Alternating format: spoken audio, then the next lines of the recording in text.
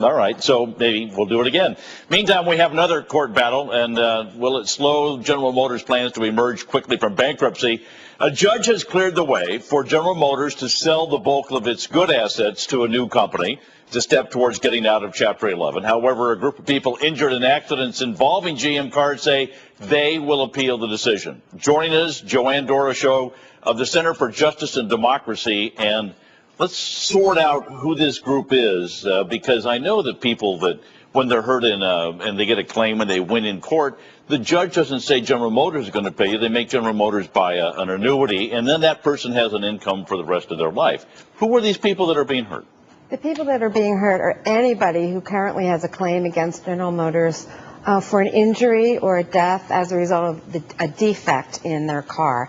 Anybody whose current claim or anybody who's currently been injured. The rights of those individuals have been completely wiped out by this bankruptcy. And this is actually exactly what happened in Chrysler, although the Chrysler situation was even worse, because Chrysler deals with all vehicles currently on the road no matter when the accident happens. In General Motors, once the bankruptcy is finished, if you have an injury due to a defect, you can pursue the case. In Chrysler's case, no matter what, no matter when the accident happens, you are completely wiped out. So it's for the group that because you're challenging the bankruptcy, Jay. You're trying to stop the bankruptcy process right now, or is just this portion of it? I mean, what is your court action currently? Well, we are actually, as an organization, not participating in the bankruptcy. There is an ad hoc committee of consumer and victims that did raise these objections in court. Mm-hmm. There are also another group of consumer groups that are also pursuing this specific objection. I don't know what the appeal plans are quite yet, okay, but we do know that the next step for us is Congress. Congress has got to fix it. And so explain to me with the claim. So if say that I go out right now and I have an accident and I'm in a GM car and I file suit right now, nothing. Nothing. Okay. Wiped out. Okay. So once the bankruptcy process has to finish, and then so it's going to be new claims only. What about this? I mean, there's claims here in New York I know of that have been that are going on for years. Horrible situations of clear defects, known defects.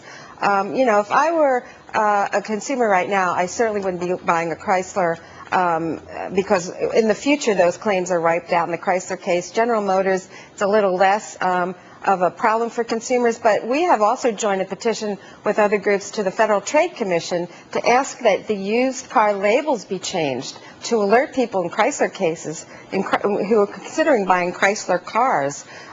You've got to know that you are not going to be protected by the laws if you're hurt by a defect. Do you know for the GM case how many of those people, because it's kind of that gap group that's in the middle of claims, haven't settled yet in court? Or hundreds. I don't know if it's close to 1,000. The group in the bankruptcy court represented 300 victims. But those are times millions of dollars of claims. So. Well, General Motors would pay out about $1 billion a year to cover these known defects. But they cherry-picked what liabilities they were going to bring over. They could have handled this. They're choosing not to. Chrysler as well. These are defective brands at this point. We consider them defects as a brand, and we need Congress to fix it. Joanne Doroshow, please keep us updated on this. Thank you for coming in. Appreciate it. Well, at the top of the show, we had President Obama and President Medvedev speaking in Moscow. 3 major U.S. companies right now have announced 3 separate deals with Russia. All that today. Those deals are PepsiCo, Deere, and Boeing.